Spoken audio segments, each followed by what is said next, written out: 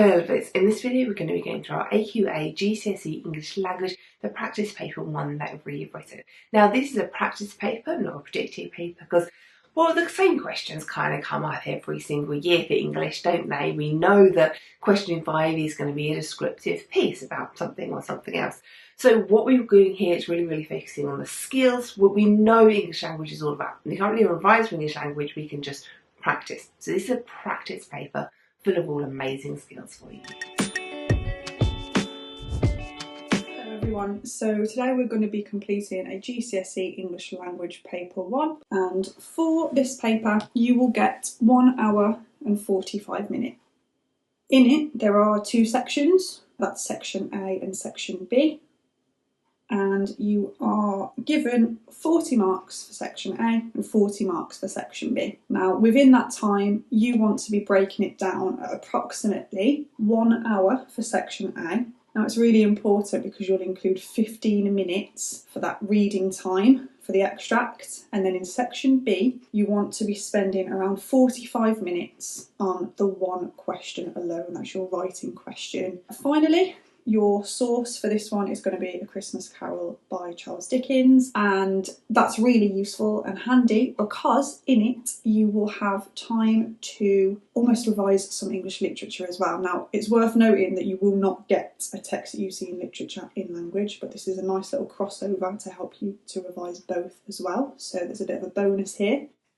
Okay, so let's first and foremost have a look at some assessment objectives that you will need to achieve in paper 1. So we have 1, 2, 4, 5 and 6. You do not need to worry about AO3 because that is purely for language paper 2. So I'm going to cross that one out. And when we look at AO1, AO2, 4, 5 and 6, we just want to break them down into what do they actually mean, because you won't see this necessarily in full like we do. So with AO1, you are looking at the ways that you identify quotations from the text, any important information, and essentially showing your understanding. So you will be looking at AO1 for question 1 especially. Now 4 marks for that, just stating some simple facts from the text. Now in AO2, that's questions 2 and 3, and you'll see there it says I can explain how writers use language and structure to achieve effects and influence readers. So with language and structure you need to be worrying about how the writers create meaning for the readers, okay? So it's not about you creating meaning, it's about them creating meaning for their readers, and you're identifying some techniques that do that. Now ignoring AO3, we're looking at AO4, and it says I can evaluate text critically and support this with relevant textual references. So what that means is you are thinking about evaluation, that's the key skill there, and what that means is you are essentially weighing up the evidence that you are given to form an opinion. You can completely agree or disagree, and we'll look at that in more detail when we get to question 4. Essentially the big idea is what is your opinion and how have you come to that opinion. Now when you're looking at AO5 and AO6, that is for question 5, and you are almost double marked. So 24 marks and then 16 marks, that's the 40 in total. Really important when you're looking at these because they are worth so much. This one question alone is worth 40. All 4 of the first 4 questions are worth 40 as well, so it's a big one to spend that 45 minutes on it. Now in AO5 you're looking at communicating clearly, imaginatively, and using tone, style and register and form to really put that together. Now what that means is you're considering the style of writing that you're putting across. In this case it's descriptive writing. You don't want to be using slang or inappropriate language. You're using that word coherent there. Essentially it makes sense, the story flows, it has a start and an end, there is a narrative there clearly. With AO6, you've got vocabulary and sentence structures and spelling and punctuation. Now I want to give you a top tip for AO6 where it says vocabulary. Actually, you can get double marks for vocabulary, so it's extra important because it's important in AO5 and it's important in AO6. When your examiners come to mark that, they look at giving vocabulary marks in both of those assessment objectives. So it's really important that you practice varying your vocabulary in the run up to your exams as well. Okay, so on the next slide, there are 4 questions for you to be looking at.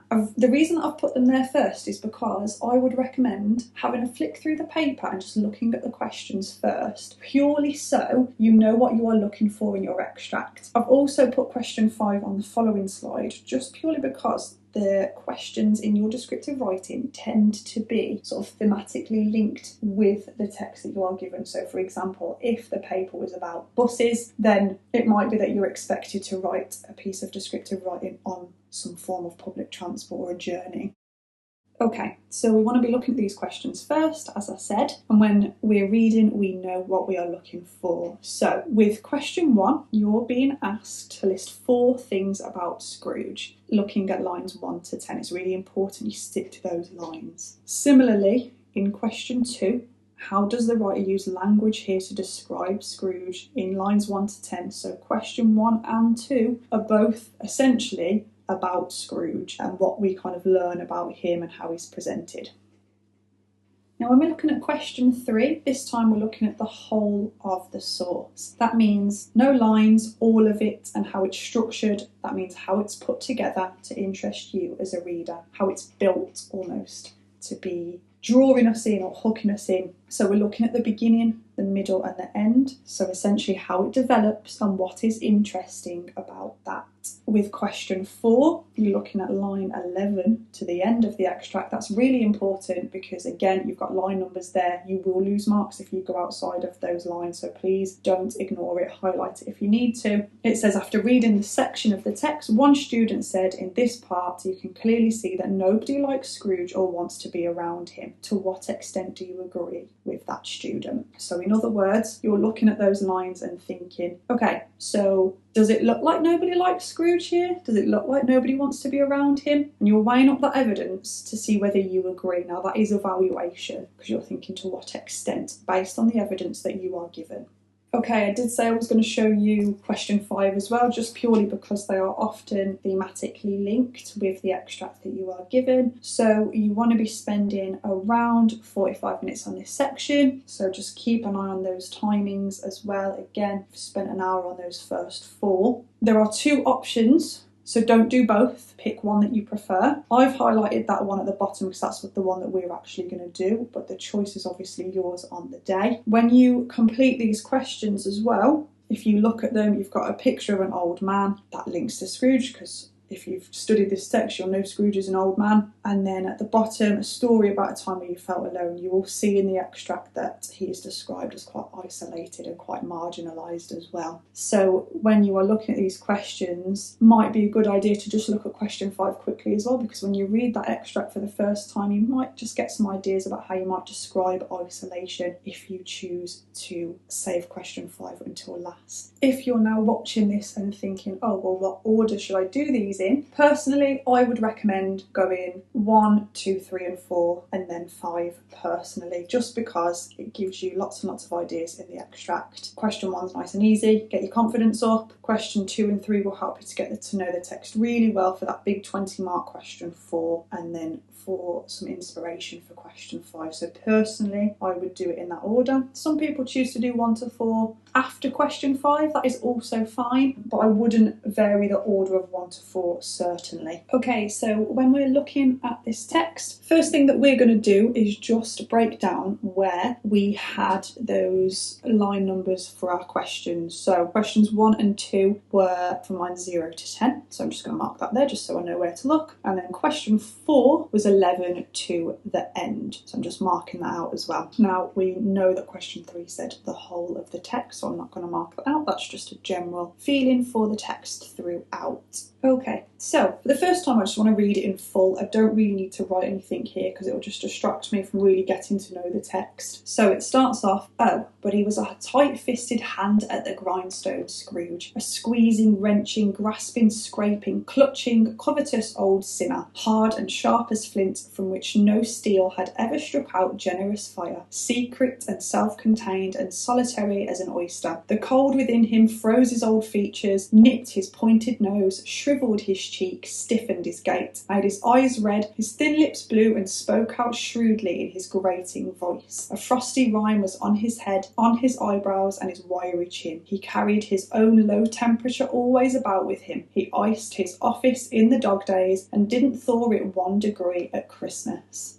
External heat and cold had little influence on Scrooge. No warmth could warm, no wintry weather chill him. No wind that blew was bitterer than he, no falling snow was more intent upon its purpose, no pelting rain less open to entreaty. Foul weather didn't know where to have him. The heaviest rain and snow and hail and sleet could boast of the advantage over him in only one respect. They often came down handsomely, and Scrooge never did. Nobody ever stopped him in the street to say with gladsome looks, "My dear Scrooge, how are you? When will you come to see me?" No beggars implored him to bestow a trifle. No children asked him what it was o'clock. No man or woman ever once in all his life inquired the way to such and such a place of Scrooge. Even the blind men's dogs appeared to know him, and when they saw him coming on, would tug their owners into doorways and up courts, and then would wag their tails as though they said, "No eye at all is better than an evil eye, dark master." But what did Scrooge care? It was the very thing he liked, to edge his way along the crowded paths of life, warning all human sympathy to keep its distance, was what the knowing ones call nuts to Scrooge.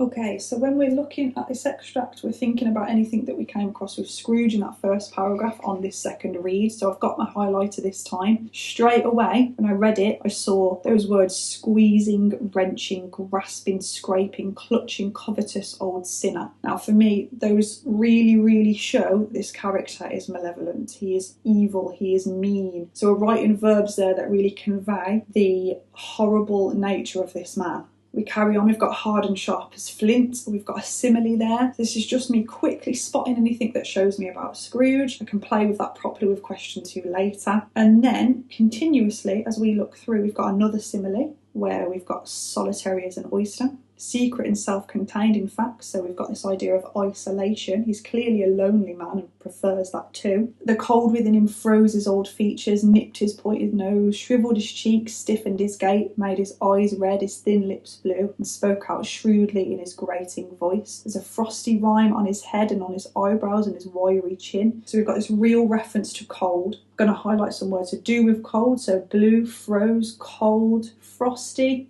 You carry on, he carried his own low temperature always about with him, and you've got this constant reference to cold. So clearly he is a very cold, avaricious man. Got low temperature, and then the word iced, and didn't thaw it 1 degree at Christmas. Just looking out for those things that we learn about Scrooge. So I've got a pretty good idea about Scrooge there with some of my highlighting and notes. Don't forget, you want to keep them quite short when you're reading, because you don't want to spend ages and ages writing them here when you need to be writing them on those lines in your paper. So if we carry on now, we're looking at the bit from line 11 onwards. That's now the section where we can really think about question 4. Don't forget, we still have to have question 3 in our mind. That's the whole of the extract. But we're thinking about, with question 4, how it shows that people don't like to be around him. Now that can be considered in a few ways. First and foremost, the fact that people don't like to be around him, and we can kind of look at how that's come around as well, because it says in the extract that he actually likes to edge his way along the crowded paths of life. So it seems like a choice. Yes, people don't like to be around him, but it's almost as if he's made that happen himself. So that's something worth considering as we go. So as you look at this next paragraph, straight away we can see that he is cold again. No warmth could warm, no wintry weather chill him. No wind that blew was bitterer than he, no falling snow was more intent upon its purpose. Foul weather didn't know where to have him. There's this continued idea of cold, and the fact that he's being compared to this cold weather, almost as if he is worse than that cold, bitter weather. It shows that he is cold-hearted again,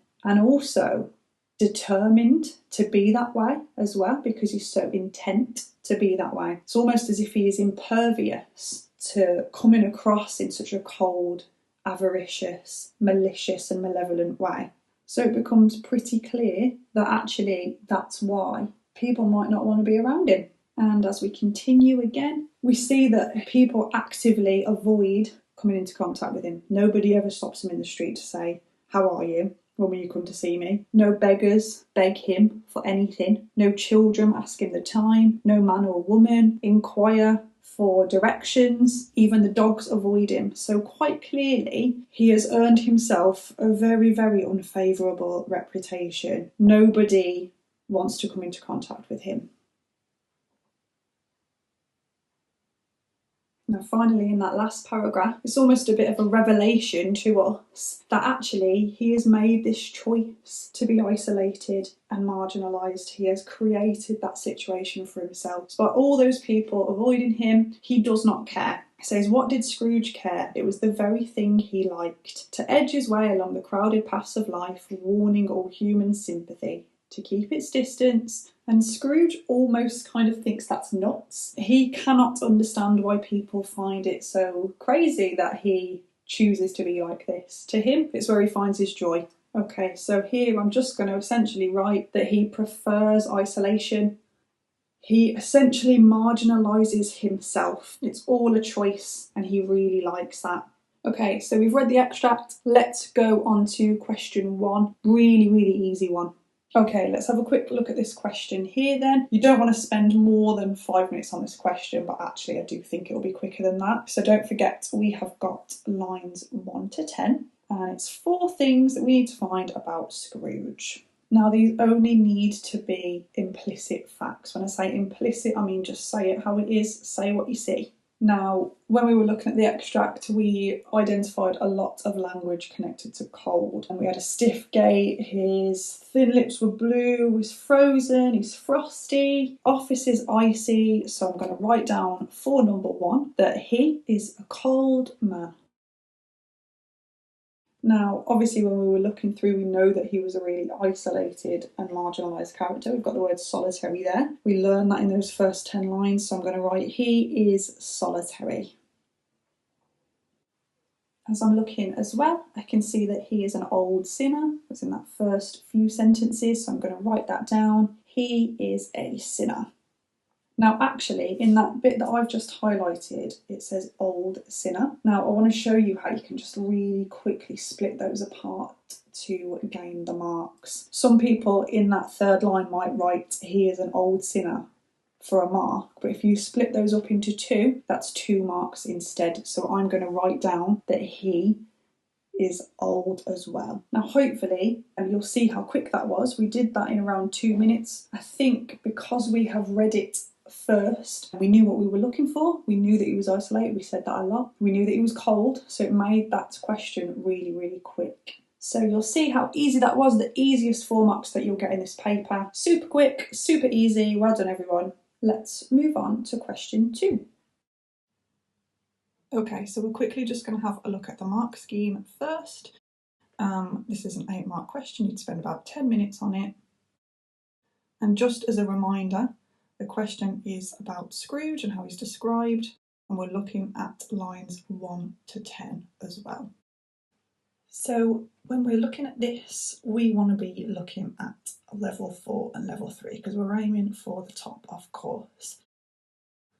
Now, when you're looking, of course, you want to be aiming for a focus on the language selection that is used and using subject-related terminology as well. So that does not mean that you have to constantly say the verb something, the adjective something. All that means is you are showing that you know that the writer has used certain methods to convey images in your head. So for example, we might say, the use of this simile conveys an image of or produces an image of, because then we're showing how that language is used to describe Scrooge. Now, the last thing that we want to consider is the use of quotations. So you'll see on the mark scheme there, I've just highlighted well-considered variety of text details. Now, all that means is varying your quotations and choosing them really concisely, so not copying out full sentences or really large amounts of text. It's really precise because you know the thing that you're going to zoom in on and analyse in depth. So essentially, when I'm looking at this mark scheme, I want to be thinking about 3 things when I'm answering this question. Firstly, I want to be looking for those quotations.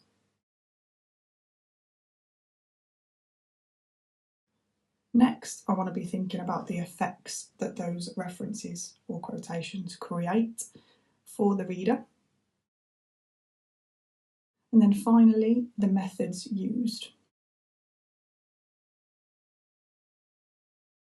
So essentially, what image does that simile create? What image does that metaphor create? That interesting verb, that interesting adjective.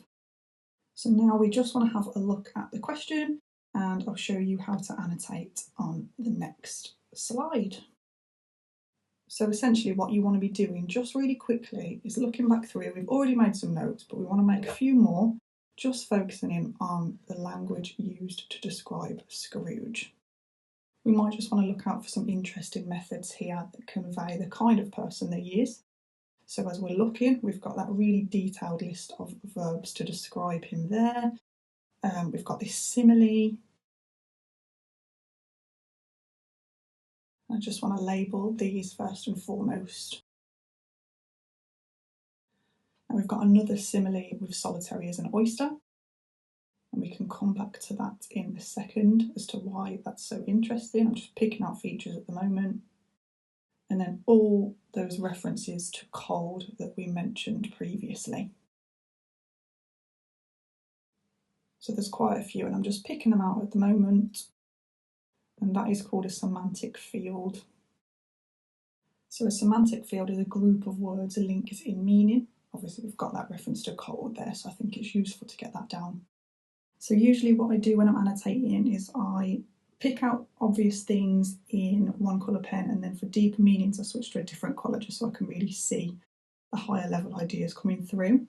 So there's that list of verbs I'm going to start with, and I'm just noting down quite briefly, because these are just notes, that it emphasises his callousness, that's his cruelty. And we can talk about the deliberate overuse of those verbs. They all connect to taking. He doesn't give, he takes. He's avaricious, that's greedy. Dickens instantly paints a picture of a really cruel man. Now, when we're zooming in on methods, we're going to look at that simile, and we're thinking first and foremost, what is flint literally? As in, what actually is that object? I'm going to write down that flint is stone. It's very cold, and it can spark a fire as well. It's a material that is used to spark fire.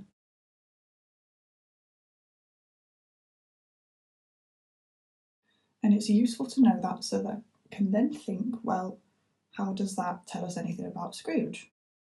Well, I know stone is really, really hard. It's really, really cold. But I also want to write down that he has the capability to change. He can become warm, like the warmth that fire brings.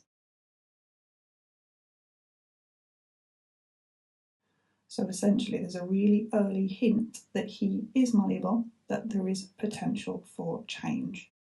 Okay, so let's move on to solitary as an oyster. I'm thinking again, what do I know about oysters in a literal sense? And I know they like to isolate themselves. That's what we know about oysters, so I'm going to write that down.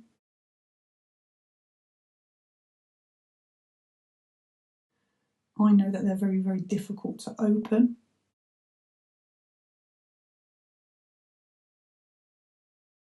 So now I just need to think, well, how does that connect to Scrooge then? So I'm going to write down, essentially, he prefers to be isolated. That's a choice.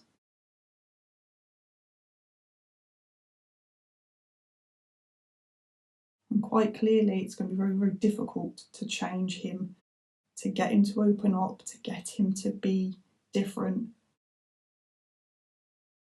So finally, we just want to have a look at that semantic field of cold. You've actually got this idea that his lips are blue, his eyes are red, he's got this frosty rime on his head, his really wiry chin. So you've got this image almost of him physically deteriorating. It's almost like his body is a living testament to what he has caused, what he's brought on himself, the fact that he's so cold-hearted. Now I actually think we've got some really, really good ideas there. We've got 3 solid things to zoom in on, actually. So let's have a look at an answer using some of these ideas that we've got here. Okay, so what we're going to do is have a look at this model answer, As I'm reading through, around sentence by sentence, I'm going to just highlight to you how it hits the mark scheme and how well it hits the mark scheme as well. Okay, so let's have a look then. In this extract, Dickens conveys Scrooge's unyielding nature and emotional isolation whilst hinting at his potential multidimensional nature. So straight away there, I want to write down this as a high-level topic sentence. The student has clearly positioned themselves ready for a high-level evaluation because we're talking about multidimensional nature. We're talking about how Scrooge is unyielding, essentially stubborn. He deliberately isolates himself. Okay, so in this next bit, we've got the simile hard and sharp as flint is a powerful and evocative comparison that not only highlights Scrooge's unyielding nature, but also alludes to his emotional rigidity and resistance to change. The use of flint, a material known for its toughness and ability to spark fire when struck, ingeniously captures Scrooge's obstinate demeanour. So essentially what the student is saying here is that Scrooge is stubborn and he absolutely refuses to change, and that is shown through that comparison to flint, because we've talked literally about what flint is, the fact that it's tough and it can spark fire.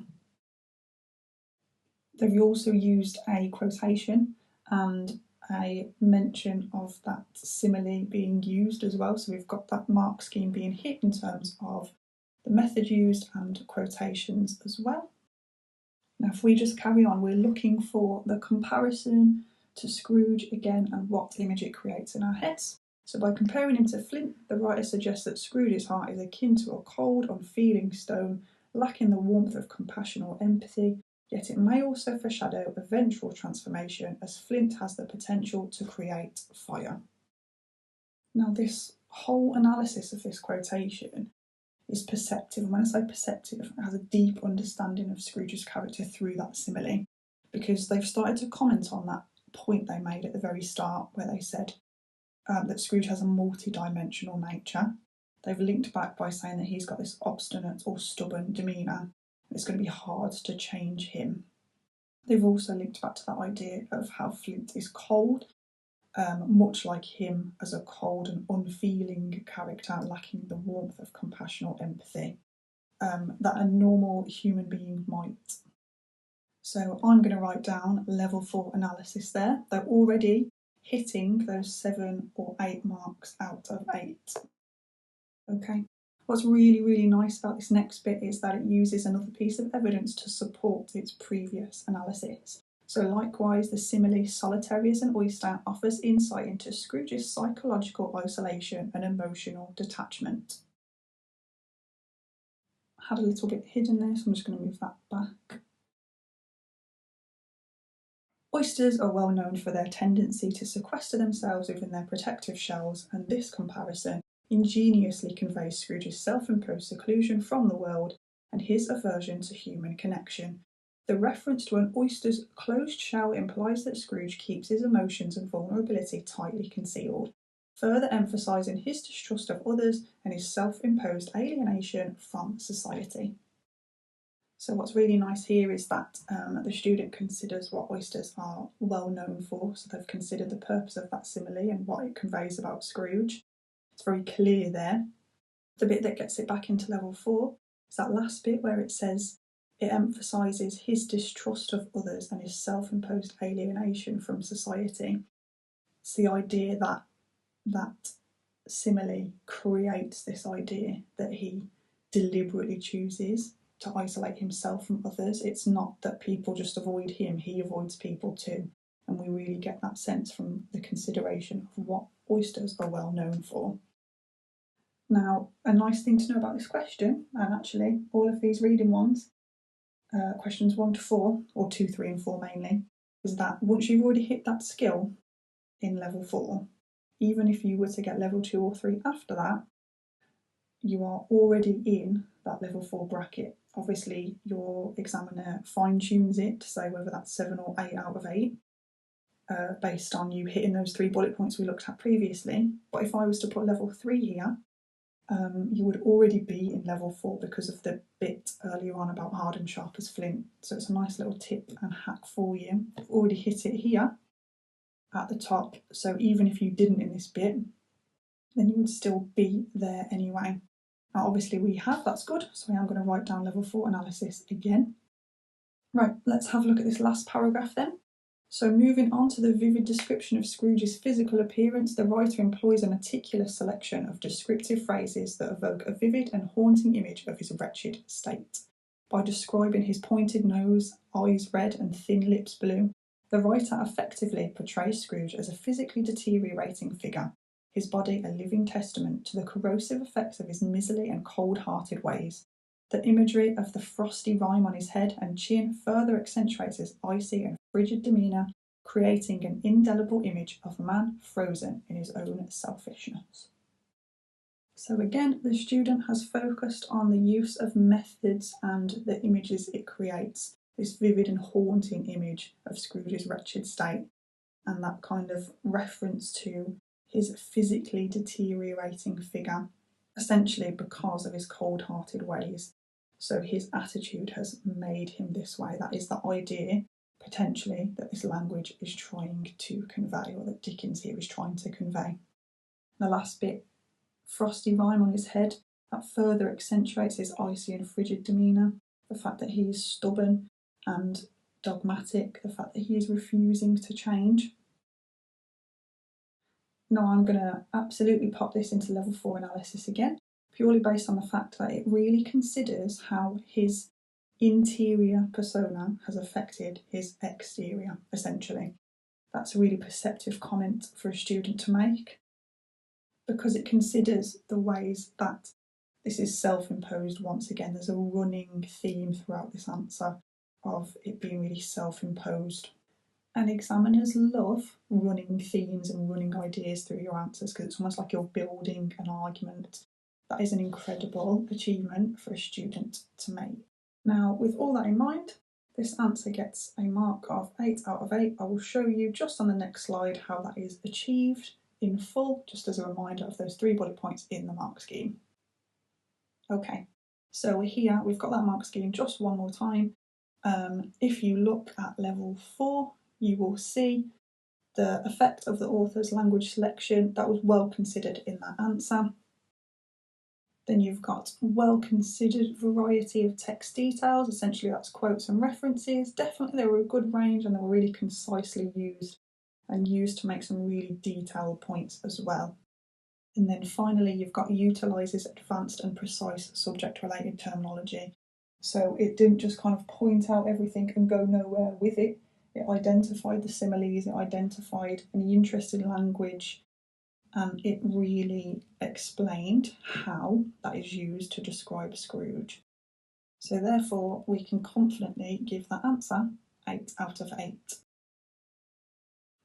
Okay, just as we did with question 2, let's have a little look at this mark scheme just to get an idea of what we're aiming for. So don't forget, question 3 is where you are thinking about the whole of the source, and you're thinking, how has the writer structured the text to interest you as a reader? So when we think about structure, we need to note down a couple of things to be looking out for first and foremost in the extract. Now, for me, when I am breaking the extract down, I'll look at beginning, middle and end. Now, you'll probably have heard that a lot of schools and teachers tell you to do it that way. We don't literally mean to break it down the very, very first line, exactly the midpoint, exactly the last line. Just roughly those areas, just so you can be looking as a guide for kind of what changes throughout. And then we want to be thinking what to look out for. So in the extract, when we're talking about structure, we want to avoid analysing language, of course. Some people accidentally end up talking about similes and metaphors. What you want to be aiming for is words like contrast, juxtaposition, repetition, what shifts focus, and essentially thinking about why the writer has put what they have put where they have put it. So I'm just going to write that down here. I would recommend writing down what, when and why, just because you're thinking what happens structurally. So is a character introduced? Are there any new pieces of dialogue? Are there any contrasts, like we said, the previous things like juxtaposition, any repetition? When does that happen? So is it near the beginning? Is it near the middle? Is it near the end? And then importantly, why does that happen? Is it because we are being forced to wait for something until the end relating to a character? Is it to invite some interest about a character so we're not told something until the end? Is there some kind of surprise in store? Is there a really clear introduction of a character or a setting? And then again, why is that happening? Why are we told so clearly, or why are we told so vaguely? All of those things we want to be considering. So when I'm looking at the mark scheme, this is what I'm looking out for. It's quite similar to the 8 mark one previously, except instead of analysing language, you're analysing structure. So just looking at the mark scheme, you've got analyses the effect of author's structural decisions. That means basically anything that the author has chosen to use, like what we've just said.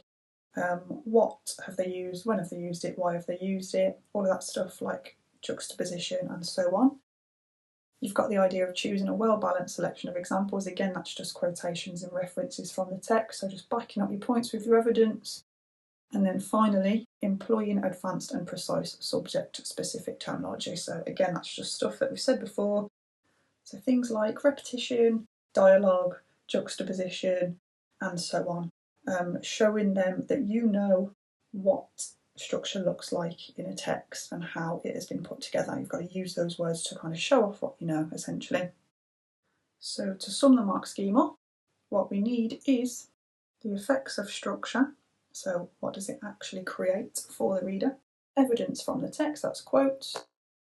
And then methods used to create structural effects for bullet point 3.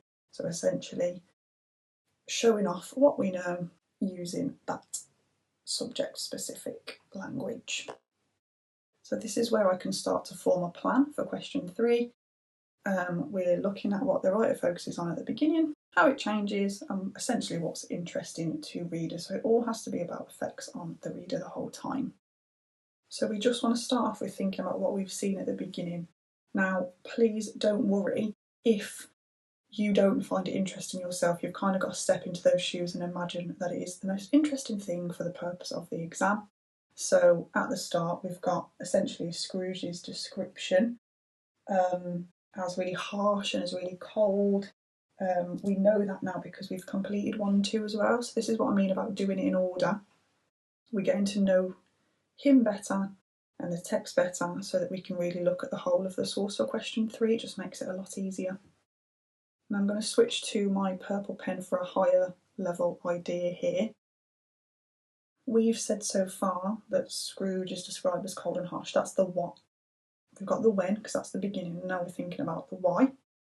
So essentially, I want to write down that through that repetition of really detailed similes and verbs and adjectives to describe Scrooge, I've got a really, really vivid picture of the kind of character he is. I've got a really in-depth understanding of him as a person. And as we move on, we're looking at the middle and we're thinking about, I suppose, the ways that Dickens uses this kind of gradual revelation of Scrooge's character. We learn more about him as we go. We learn actually that it's kind of self-imposed. And again, it might sound like I'm being repetitive, but it's because we're learning the text as we go through these questions in order. So it's really useful to do that. I'm going to keep saying it. And this kind of slow unfolding when we're thinking about him allows us to really understand how complex his character is. It's not just about him being mean. We understand that there is something holding him back from actually even wanting to engage in kind of human compassion or anything like that. So essentially, I don't just want to be writing down the what, the why. I want to focus on the complexity of his character. It's not just about him being mean. His kind of internal nature is affecting his exterior as well. There's a lot more to it than him just being mean. I suppose this gradual unfolding kind of makes readers want to know if there's any way that he can be fixed, any way that he can be saved. We might be asking those questions as we're reading, like what has made him this way, what's made him like this. And that's how it's interesting, because it's engaging us. We want to know how he's ended up this way. So by the end, it's absolutely clear to us that he avoids any kind of human interaction. So I'm going to write that down.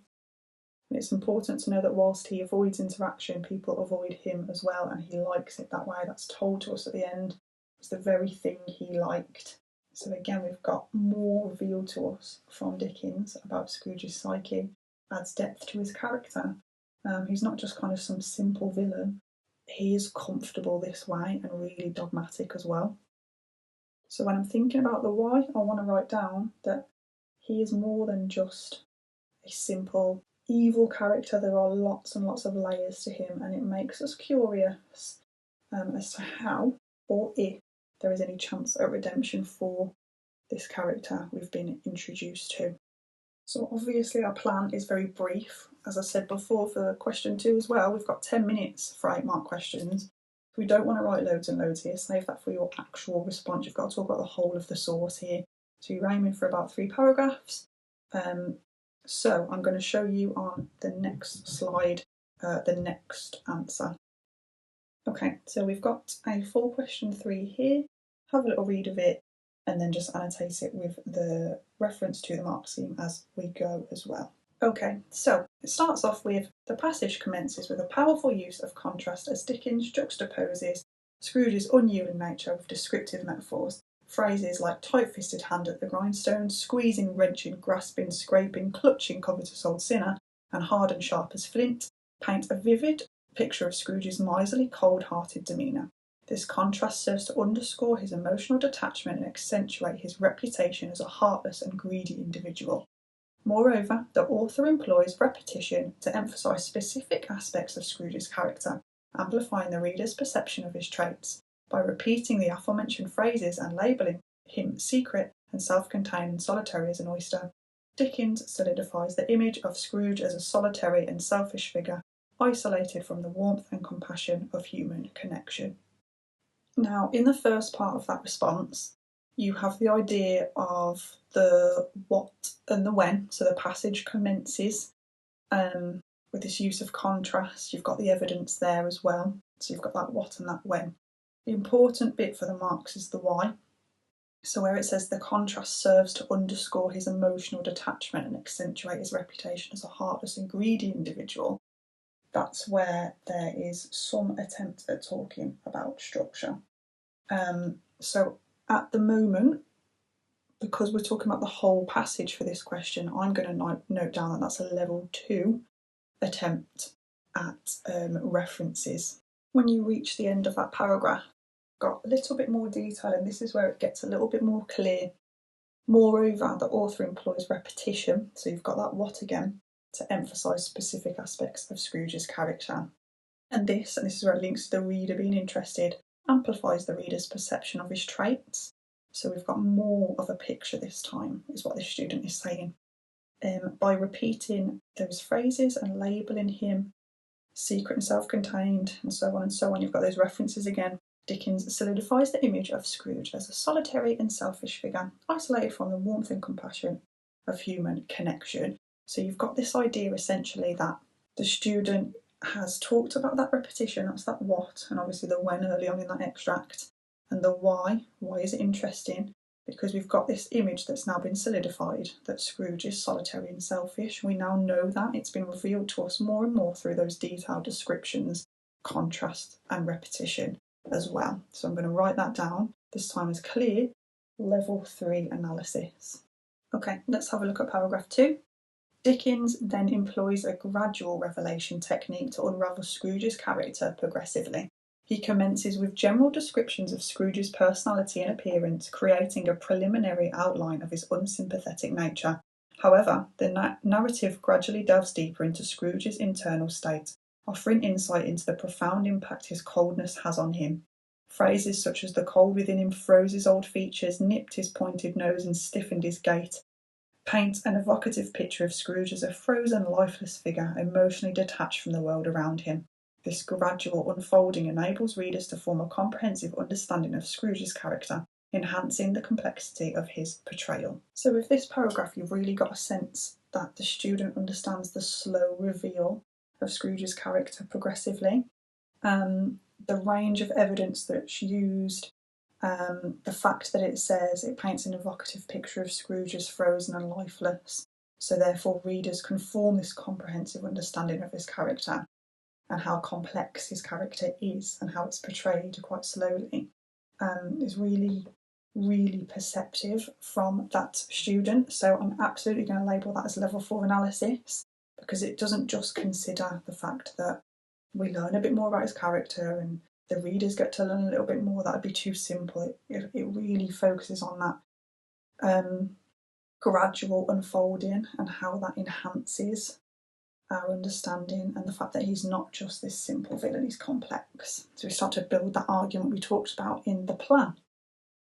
Remember, in the last question I spoke about building arguments. That's really, really great for both language and literature skills in more extended writing questions. Now, in the third paragraph it says, in addition to exploring Scrooge's internal side, Dickens shifts the focus to how others perceive and interact with him. The author aptly conveys that Scrooge's attitude is so inhospitable that people avoid him altogether. Through phrases like, nobody ever stopped him in the street to say with gladsome looks, "My dear Scrooge, how are you? When will you come to see me?"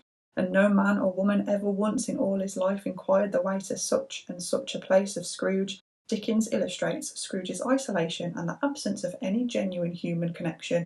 Even the focus of the blind men's dogs, sensing his malevolence and steering their owners away from him, adds to the depiction of his ostracised and disliked status in society. So again, as I'm looking at that question, I can see Dickens shifting focus to how others perceive and interact with him, not just about his internal state, and the when being sort of later in the extract as we move further through, with those quotations about how others do interact with him used as evidence as well. So the why is really clearly explained, and actually in a much more perceptive sense when it says Dickens illustrates Scrooge's isolation and absence of genuine connection. And there is this note of how he's depicted as ostracised and disliked in society. So we've got this shift in focus from the inside to the outside, and how that further adds to our understanding. So essentially the student is critiquing Dickens' structural choice. It's not just a comment, it's critiquing what Dickens has done. So again, level 4, that's already been achieved. So the student is already in 7 to 8 marks, but here it's really solidifying that now. Now in this last paragraph from the student it says, however, the most intriguing aspect of structural techniques lies in the revelation that Scrooge, despite his isolation, takes pleasure in being avoided by others. Dickens intriguingly states it was the very thing he liked, hinting at possible reasons for Scrooge's behaviour. This insight into Scrooge's psyche adds depth to his character, making him more than a simple villain and setting the stage for his transformative journey in the tale. Finally, Dickens masterfully presents a character who is cold-hearted and self-isolated while simultaneously revealing hidden complexities and potential for redemption. Now this is where we've got that idea of end being discussed and focused on, how it changes throughout the whole of the text, as that's what the question is asking of you. You've got these structural techniques in just what's revealed by the end. The fact that he likes to be alone, and the students really captured that there, and how it's interesting being that Scrooge's psyche adds depth to his character, making him more than a simple villain. That's what we said previously when planning, and it almost sets the stage for any kind of transformation that readers might hope for.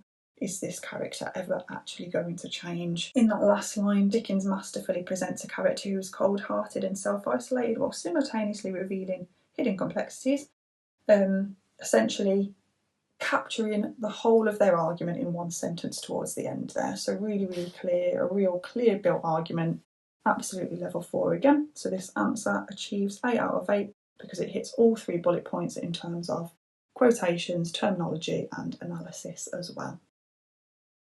We've got chooses a well-balanced selection of examples, so a good range of evidence, in other words. And then finally employs advanced and precise subject terminology. We add stuff like repetition, juxtaposition, contrast, shift in focus, revelations as well. So absolutely we can give that one a tick as well. Now let's move on to the biggest question of this paper, the 20-mark evaluation question. Okay, so this is the mark scheme for the 20-mark question, and if you can't remember, it was the one where you are given a statement and you have to evaluate. So essentially you have to prove whether you agree or disagree based on evidence in the text. So in it, you are asked to write about your own impressions, evaluate how the writers created these impressions, and support your opinions with references to the text again. So always useful to have that evidence there for that reason. So let's just have a quick look at the mark scheme. So first and foremost, we want to actually have a look at the marks available. So 20 out of 20, to be in level 4, you need to achieve between 16 and 20 marks. Now the first bit there is crafting a persuasive and critical reaction to the statement's core. So in other words, all that means is actually responding to the statement. So actually answering the question, which just means using keywords from that question, using keywords from that statement and from that opinion that you are provided with. Now this second bullet point says demonstrates insightful comprehension of author's methods. Now that's a really fancy way of saying that you need to identify writers' methods just like you did in the previous 2 questions, essentially considering how those methods prove the statement that you are given again. So just like those previous questions that you've done, what is the effect of that method? But instead of proving points that you make up yourself, you're already given the point that you need to prove.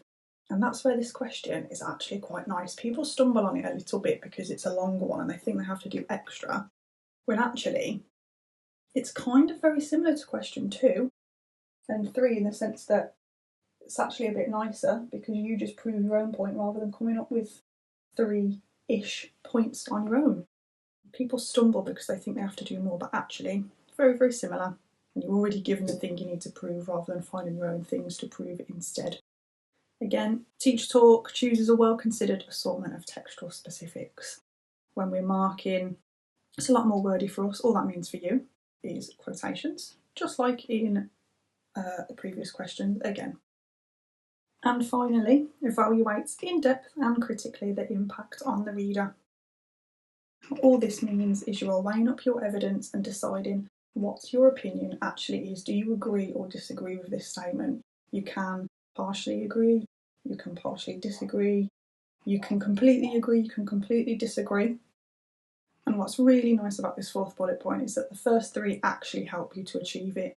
If you respond to that statement with evidence and show how those methods have given you that opinion, then you have evaluated. It will help you to come to a conclusion because you've looked at your evidence, you've looked at any kind of language that helps you to see that, and then you can really decide for yourself.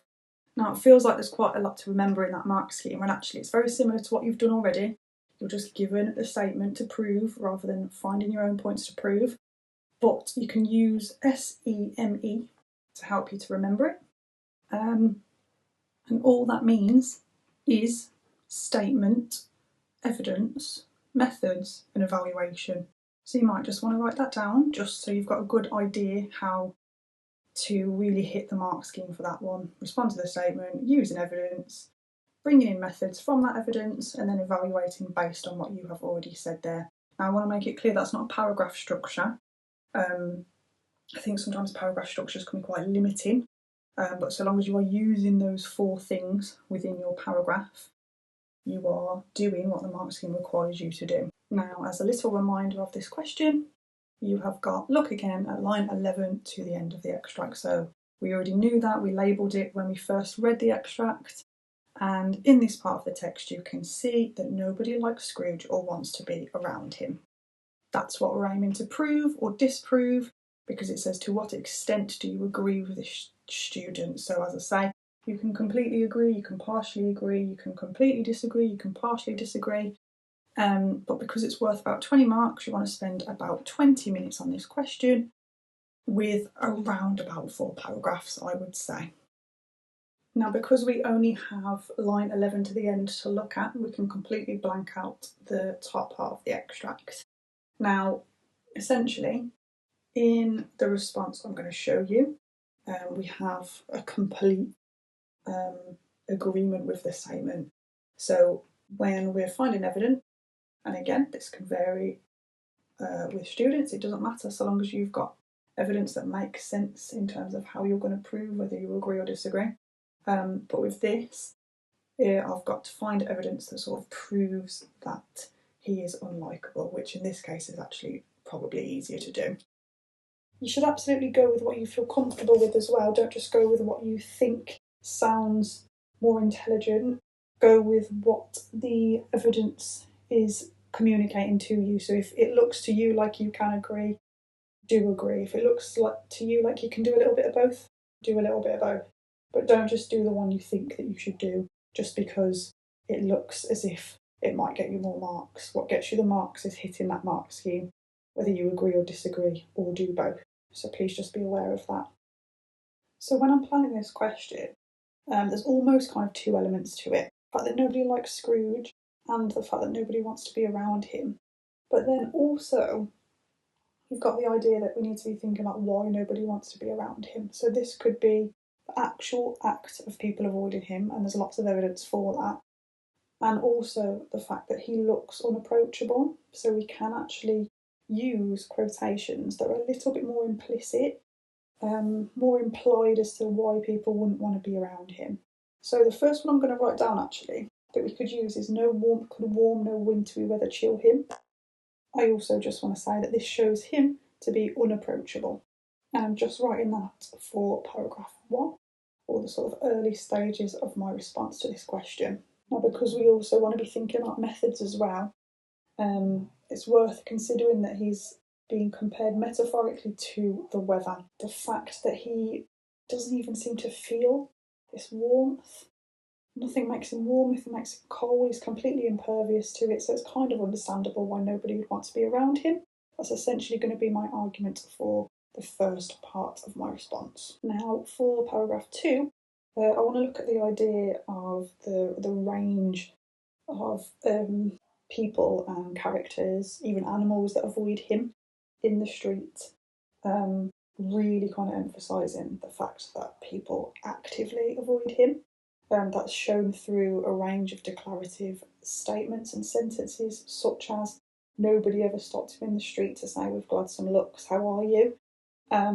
So in terms of the method there, it's declarative, it becomes very explicit and matter of fact. Now we've spoken about this before, but for paragraph 3 I want to talk about that revelation that he actually enjoys being on his own.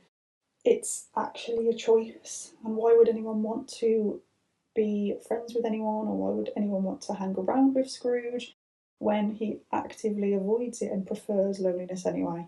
It's almost as if no one wants to kind of force that relationship with him because he rejects it anyway. So it's almost impossible for the other characters in this text at this stage in the text as well.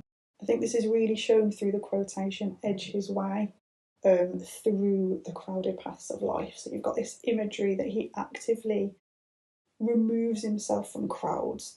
It seems to be a conscious choice, and if you edge, the image of that is quite cautious, quite guarded, so potentially there's a reason why he's put these barriers up, almost protecting himself from something. But again, it kind of continues to prove that he actively avoids companionship, that he is unapproachable because he removes himself from that situation anyway, so people can't be around him. People wouldn't want to be around him, and we're using that as evidence again. By the end of the extract as well, in paragraph 4, it becomes apparent that a lot of other characters potentially would call his behaviour nuts, is the quotation. So people find his behaviour eccentric and quite strange, but he actually finds solace in it. So you've got this kind of irony there that we could look at as well.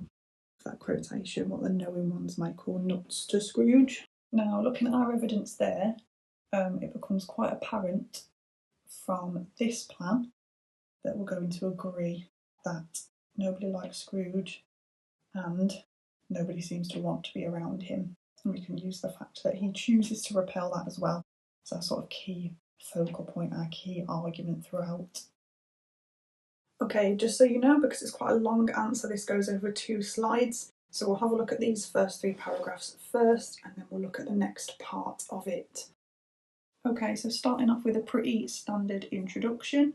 You've got, I find myself wholeheartedly agreeing with the student as Dickens skillfully paints a vivid and unambiguous portrait of Scrooge as an unlikable, isolated character through the adept use of various literary techniques. The artful deployment of descriptive language plays a pivotal role in shaping our perception of Scrooge's demeanour.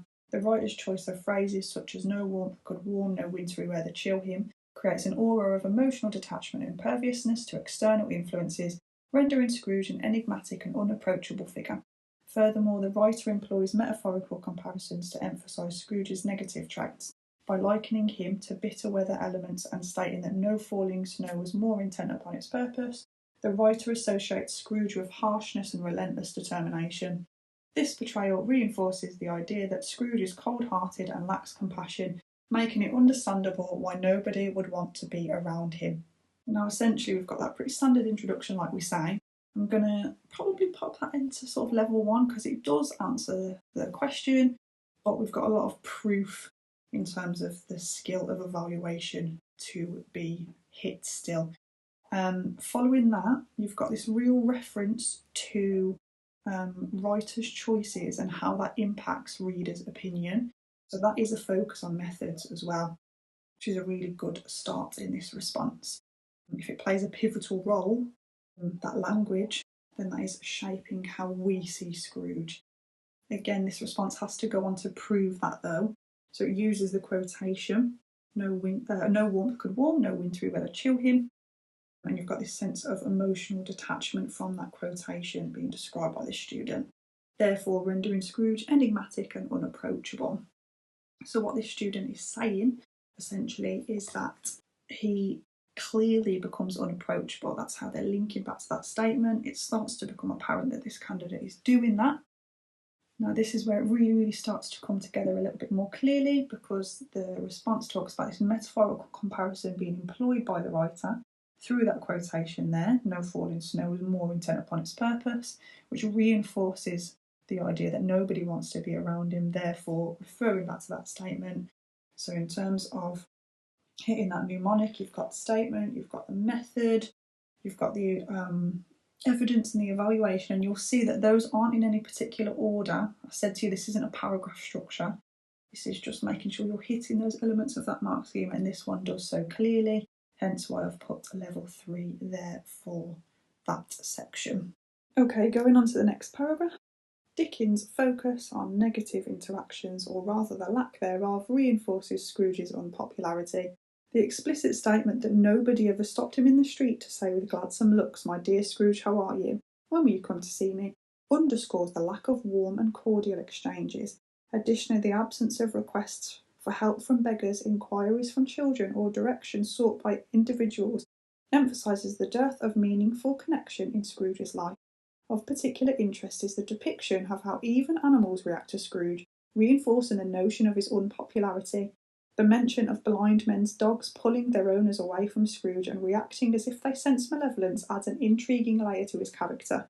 This portrayal suggests that his negative energy is perceptible even to creatures renowned for their perceptiveness, further solidifying his unfavourable reputation. I really quickly just want to show you where it hits that SEME again. You have got the evidence with "when will you come to see me?" You have got the statement being hit at the bottom again, and that almost kind of comes in with that evaluation, which I'll pop down. You have got methods with explicit statement as well, and then it all comes together with that evaluation at the end. And I do want to raise that point that, like I said before, these 3 bullet points hit that 4th bullet point so long as you weigh up your evidence, which is what this one does. Okay, so the bit where this becomes really perceptive for me, the bit where it hits level 4, is where the student identifies that even dogs avoid Scrooge and how it adds an intriguing layer to Scrooge's character.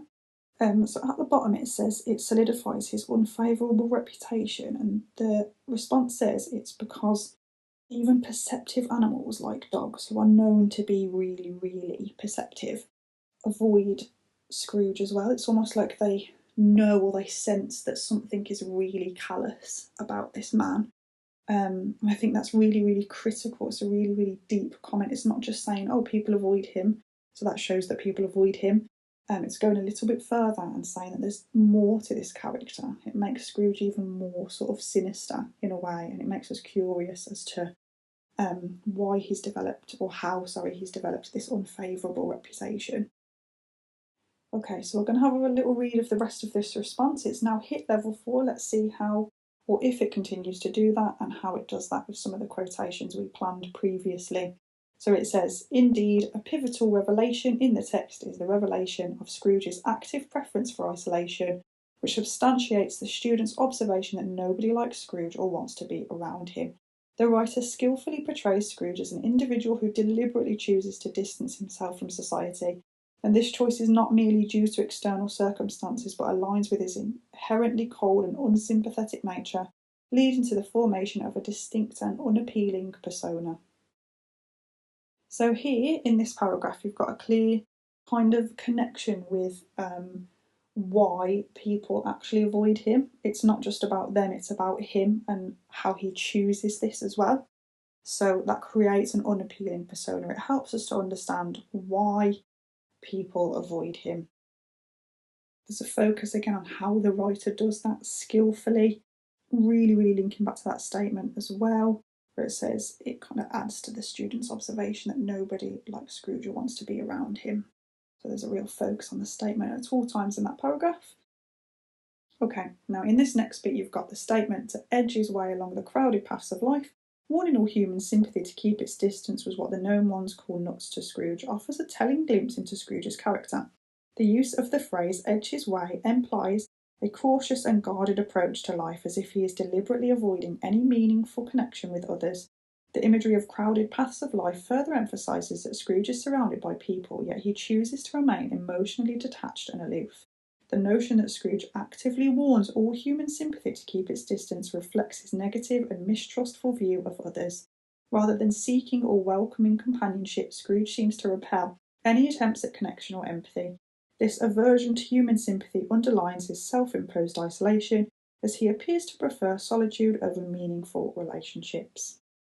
So for me, this quotation is quite long, which I would probably avoid, but it does allow this student to go into lots of detail about the finer elements of that quotation later. So you'll see there you've got edge his way, you've got crowded paths of life, and then you've got towards the bottom that idea of all human sympathy to keep its distance. So they've really embedded that quotation well in their explanation throughout. I've got some real level 4 analysis there, in the sense that rather than seeking or welcoming companionship, Scrooge seems to repel any attempts at connection. So really building on that idea that we spoke about in that first paragraph at the top there, or sort of third major idea in our piece of writing, that people avoid him because he actively encourages that as well. Quite an interesting method to zoom in this last paragraph. The writer's use of the phrase what the known one calls nuts to Scrooge adds a touch of irony to the characterisation.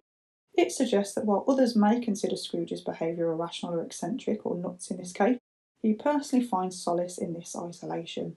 This implies that Scrooge's preference for seclusion might be a coping mechanism, or a result of his entrenched belief in self-reliance and self-sufficiency, regardless of how others perceive it.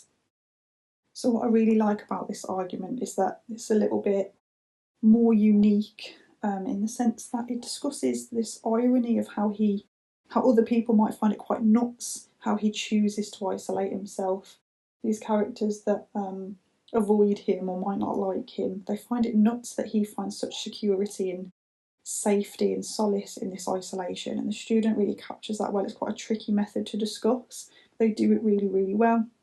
And examiners really like those original ideas. That's quite an original thing to pick out, so I really, really like that one. Again, building on that level 4 response, and you've finally got this conclusion at the end here as well. Okay, so Overall, I fully agree that Dickens presents Scrooge as having made a conscious decision to embrace isolation and distance himself from society, reinforcing the idea that his unlikability is not a product of mere happenstance, but a deliberate choice aligned with his cold and unsympathetic nature. By intentionally warning others away and rejecting human sympathy, Scrooge perpetuates the perception of himself as an unapproachable and unlovable figure. Now, in that last bit there, it's really, really good that it brings it all together. There's this really well-built argument throughout that sort of culminates in this final comment about how he perpetuates the perception of himself as an unapproachable and unlovable figure. Now, considering all that, really, really brilliant, well-built argument, really, really detailed response, we need to just have a look back at this mark scheme and show you how it hits that really quickly. So firstly, does it craft a persuasive and critical reaction to the statement's core? Yes, it does, in the sense that it doesn't just stay safe by saying, oh, people don't like him, people avoid him, with those quotations at a really explicit level. It's more implicit. It looks at the ideas of how that's come about. It's not just people avoiding him because he's cold, people avoid him because he actively encourages that behaviour as well, by removing himself from those situations where compassion might be possible. Does it then demonstrate an insightful comprehension of the author's methods? Yes, it does do that, in the sense that we have a lot of focus on comparisons to weather. We had the irony in terms of that phrase not. There were some explicit and declarative sentences discussed as well. So there's a real focus on methods. Now, just need to look at that third one. Chooses a well-considered assortment of textual specifics. Yes, that's quotations. They do absolutely use a range of them, and they use them in a way where they really, really pick them apart. They're either very, very short, concise quotations anyway, or with that large one in that sort of third-ish argument, that third paragraph, despite it being a long quotation, it was pulled apart in great depth as well. So very good, certainly hitting that one. Now, when I'm looking at this response, evaluates in depth and critically the impact on the reader, I'm actually going to put that in level 3, bullet point 4, evaluates the reader's impact with clarity, because they are absolutely clear when they evaluate the reader's impact. However, I wouldn't say that part is particularly critical yet. There's a really, really good focus on how we therefore perceive Scrooge in the way that he's described in the text and in the way that people avoid him in the text. But just to go that little bit further, to push it up to 20, I'd probably like to see more of a reference to the reader a little bit more. Perhaps comments such as, this allows readers to see, or stuff like, thus highlighting to readers immediately how Scrooge has created this lifestyle for himself. So with that in mind, I would give this response 18 out of 20. Okay, so we are at the final question. This is the big one. Huge amount of marks available here, so I just wanted to quickly show you how they are broken up. Now, in AO5, this is the 24 mark section, so 24 marks are available here, and then of course you've got AO6 I spoke about before, that is 16. I'll show you that on the next slide. Now, there are some crucial things that you need to understand to be able to achieve in AO5. So first and foremost, it says communication is persuasive and engaging. Now, you'll see when you look at lower level 4, upper level 3, lower level 3, and so on, that first bullet point just becomes a little bit more complex the higher up you go. So I've highlighted the most challenging one to achieve, persuasive and engaging. In lower level 4, you'll see effectively persuades. A bit further down, it's conveyed with clarity. That just means it's clear. And it just continues to get a little bit easier as you go down. Now, when we're talking persuasive and engaging, when your examiner is reading it, they should be absolutely gripped with what you have to say. They should be asking questions like, who is this character? What's going to happen next? Why are they feeling this way? And so on. Now, that comes with being really, really clear in your writing, making sure there's some kind of really clear narrative, and ensuring that you don't kind of describe anything too massive. You only have 45 minutes. Nobody is expecting you to write a full novel in that time, and nobody is expecting you to be able to convey something huge in just around 5 to 6 paragraphs. So please don't feel that you have to come up with the most dramatic story that you can think of, because actually they actually tend to perform quite poorly when marked and scored. Now, if we just look at bullet point 2, you've got the tone, style and register adeptly align with the intended purpose and target audience. So again, all that means is just essentially that the way that your writing looks matches what the question expects of you. So if we're being asked to describe something or create a narrative or a story, it has to look like a story, and the register is the kind of formality of it. So we're not being asked to write a speech, so it shouldn't look like a speech. It shouldn't be as formal as a speech. It should match the audience that you are being asked to write for.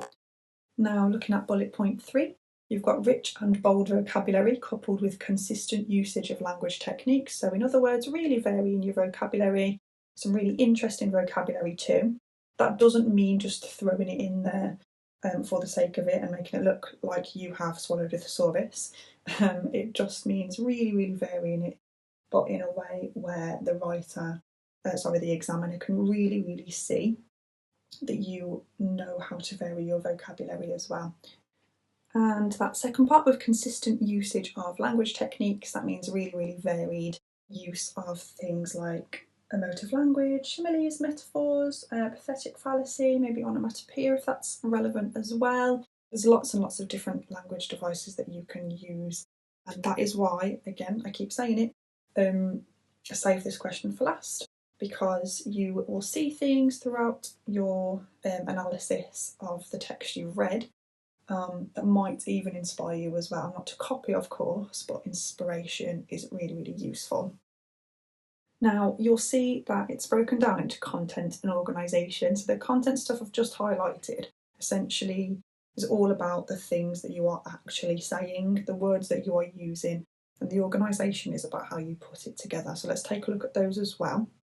The first bullet point says creative and diverse application of structural elements. So structure, don't forget, is all about how we put things together. So it's about varying your paragraphs, what you shift to, just like we looked at in question 3, the characters that you introduce, the dialogue that you use, not too much of that, but we'll look at that shortly. Anything that changes the atmosphere, the mood, the tone. So there's loads and loads of things that you can vary to make your structure really interesting as well, and all about potentially that resolution at the end, of course, if you offer one. And looking at the second bullet point under organisation, you have got the composition is captivating, featuring a spectrum of intricate and persuasive concepts. So the way that you have organised it essentially is put together in a way that makes your reader really intrigued through the way it's put together. So we're not just kind of revealing all at the beginning, for example. It's a very much a show the reader, don't tell them kind of idea that you've probably heard in school before as well. And then finally you've got smoothly connected paragraphs enriched by effortlessly blended discourse indicators. So all that means is you have really varied your paragraphs, they smoothly kind of fit together. It doesn't sort of seem out of place or kind of randomised. They really flow essentially. Now that also means that you can vary them. I know that in some structures that you might get taught by your teachers, it might say do a certain amount of paragraphs. Use those as a guide though, not a limitation. And what I mean by that is if you're asked to write, say, 5 paragraphs, that doesn't mean stick to that completely. If you feel that your piece of writing could benefit from a single sentence paragraph or even a single word paragraph, use structures provided to you as a guide, not something that has to imprison you when you are writing. Okay, so let's have a look at AO6 on the next slide. Okay, so with AO6, we're looking at everything SPAG, so spelling, punctuation and grammar. and there are 16 marks available to total that 40 for the full question. Now, in that first bullet point, it says sentence boundaries are consistently defined and consistently precise. Now, essentially what that means is that you are really, really focused on your grammar, and those sentences make sense with the punctuation that you're using. So your commas are where they should be, your full stops are where they should be. The sentence looks like the style of sentence you are writing. So if you are using an embedded clause, for example, the commas show that. And you can really, really make it clear, because clear punctuation and clear sentences makes for clear understanding for your examiner. And if we look at bullet point 2, you've got a broad spectrum of punctuation that is applied with great precision. So that kind of builds on what we were just saying, really. You can't have perfect sentences without perfect punctuation, and that is also used with range. Now, it doesn't just mean throwing a colon and a semicolon in for the sake of it. That could be varied sentences as well. So if you are using sentences with inverted clauses, for example, you are already varying your punctuation because you're varying the way that commas are used. Do also feel free to try and vary it with colons and semicolons, but don't just use them for the sake of it. Use them because you know how to use them as well. Looking at bullet point 3, you've got employs a comprehensive array of sentence styles for effect. So it kind of builds on the first one, in the sense that not only have you got to have those sentences really, really grammatically correct, but they've also got to be varied as well. So you can't just keep using the same, for example, embedded clauses. So that might include simple sentences, compound sentences, complex sentences, beginning with verbs, beginning with adjectives, beginning with adverbs. Essentially just avoiding starting with the constantly. Don't be afraid of one-word sentences or really, really simple ones too, so long as they are not constantly the same.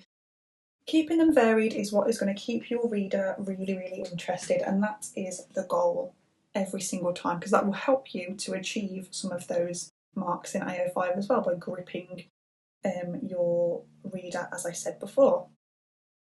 Right, looking at bullet point 4, consistently and aptly employs standard English with a firm grasp of intricate grammatical constructs.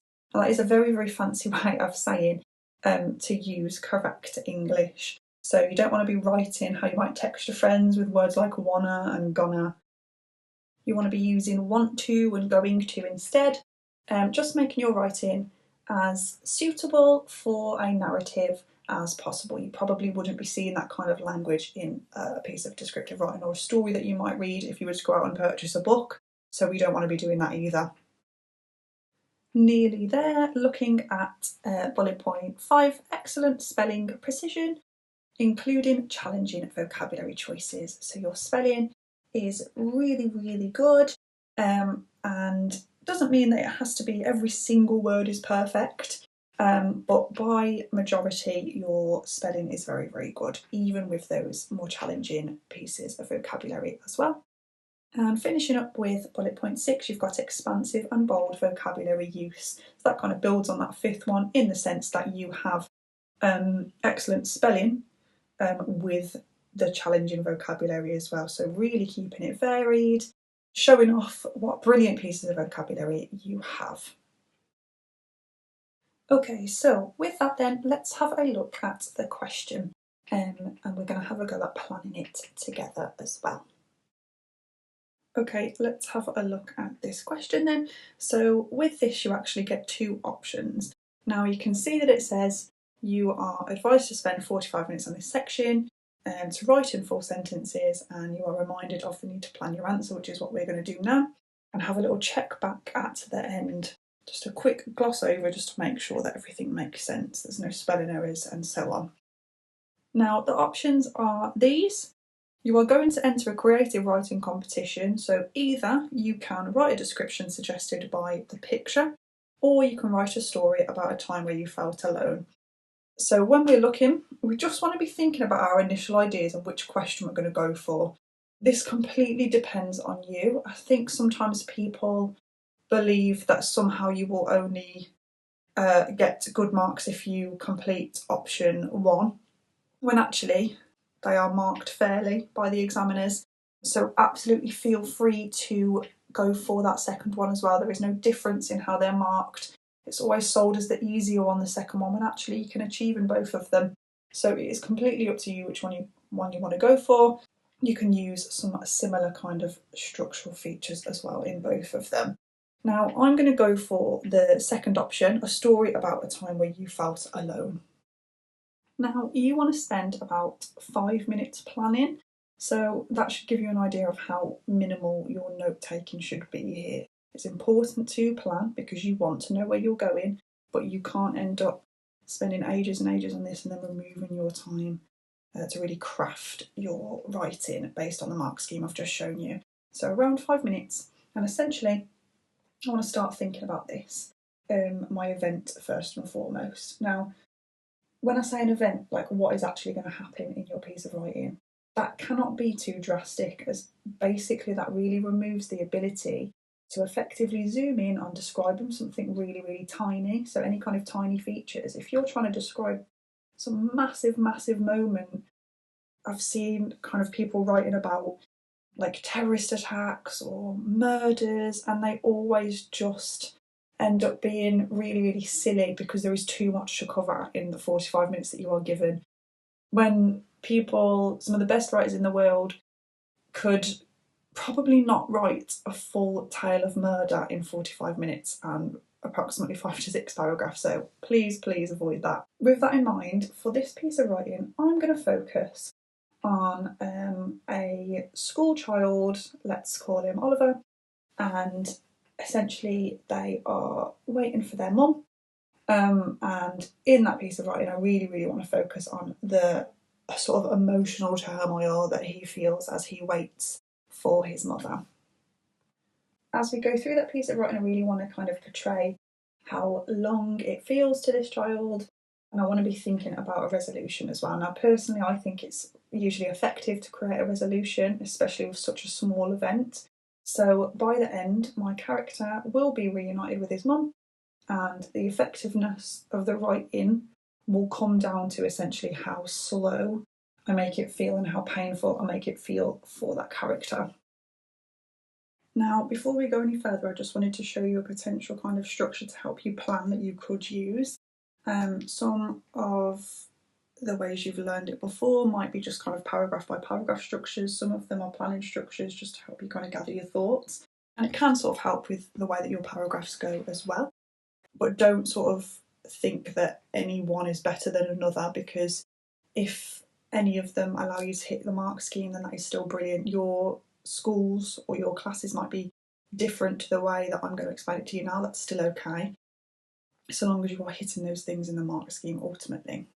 Now the one I want to show you, drop, shift, zoom and then link, and that doesn't just mean full paragraphs, that means a variety of different things, but I'll show you kind of how it comes into action in the piece of writing on the next slide.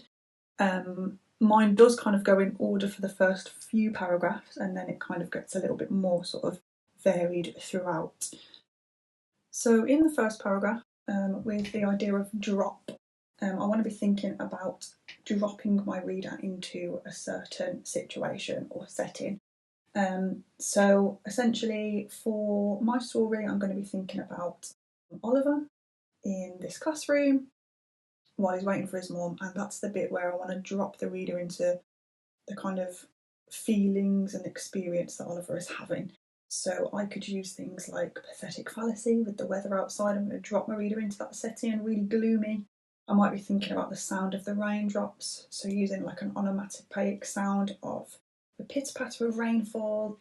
I want to be thinking about emotive language, stuff like how his heart is burdened, to really create sympathy so that my reader is dropped into this really emotional setting.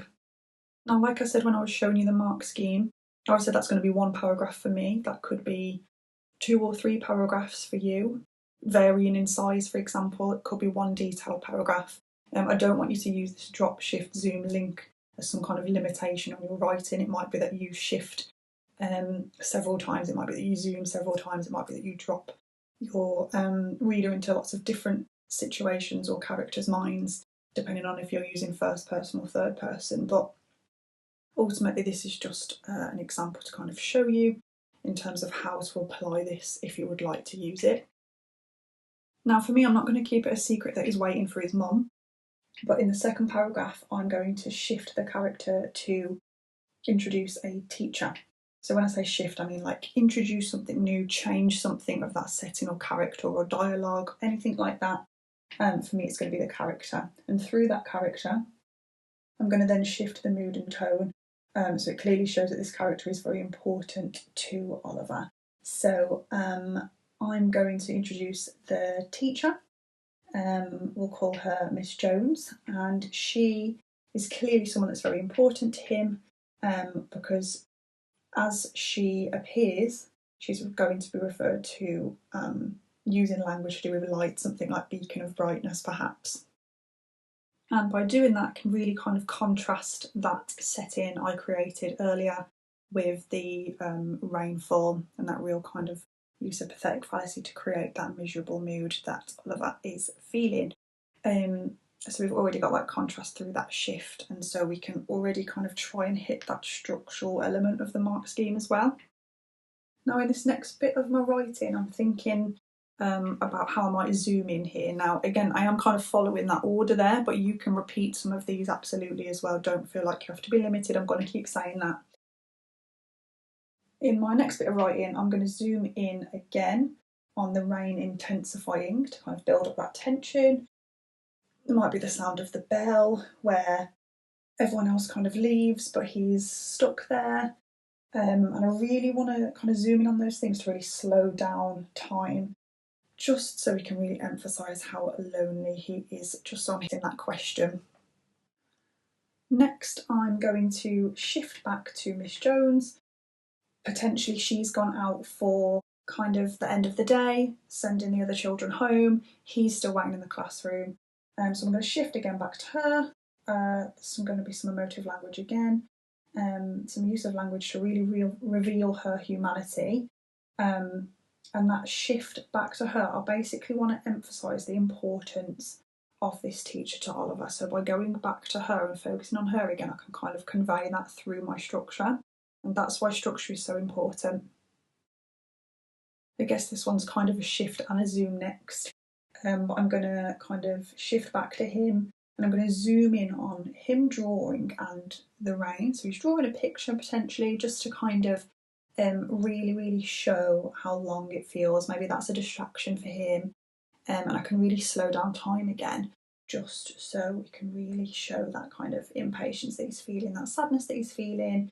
I'm thinking I might use kind of polysyllabic words, elongated sounds to really slow down my reader as well. So I really want to slow it down. Words like loneliness, melancholic, tumultuous, rather than just kind of like chaos, which is a lot quicker than tumultuous.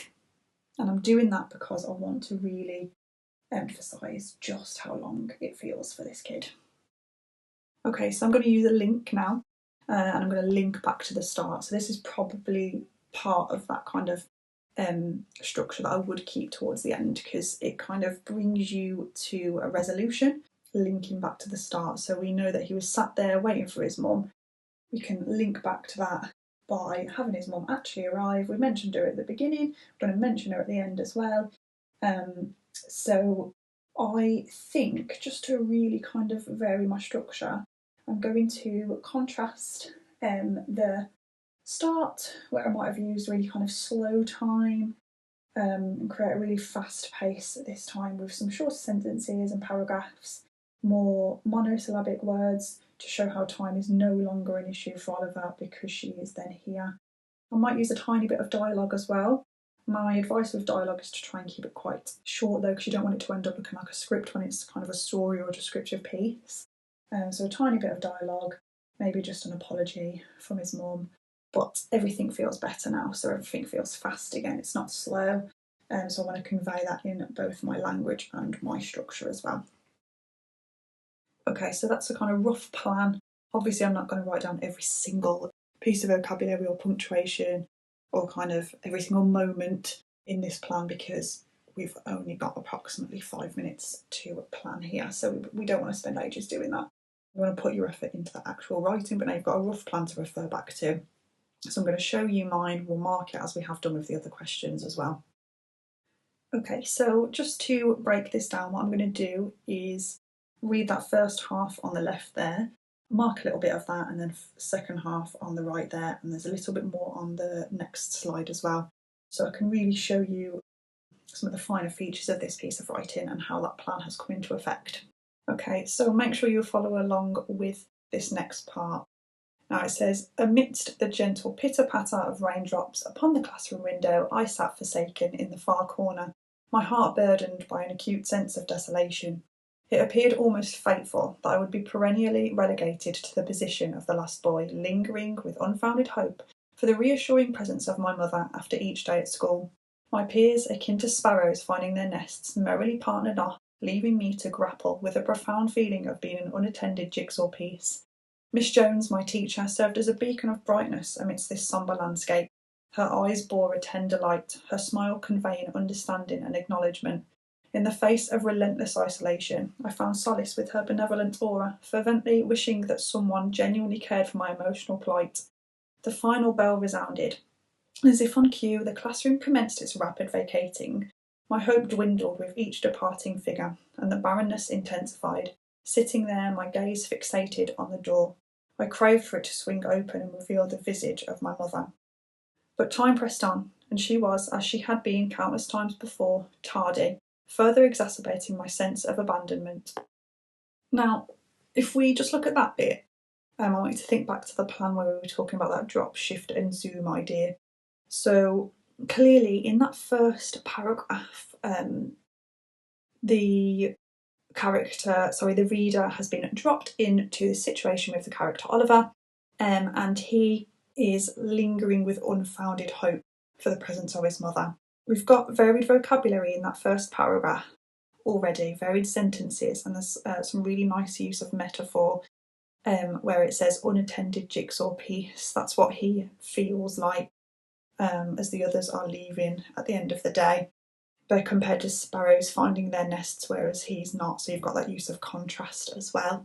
There's that use of emotive language with the word relegated, this idea of desolation, his heart is burdened, he's sat in a corner as well, so there's this real emphasis on his position that creates this idea of loneliness too.